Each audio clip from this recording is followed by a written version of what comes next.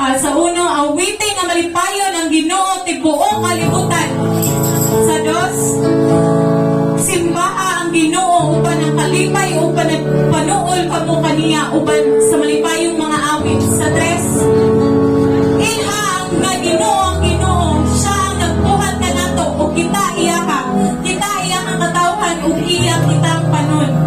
Sa kwatro, sulod kamo sa iyang templo ug pasalamat siya didto. Pasalamati siya dito. Sulod ka mo sa iyang balaang piluyanan ug dayga siya dito. Pasalamati ug dayga siya.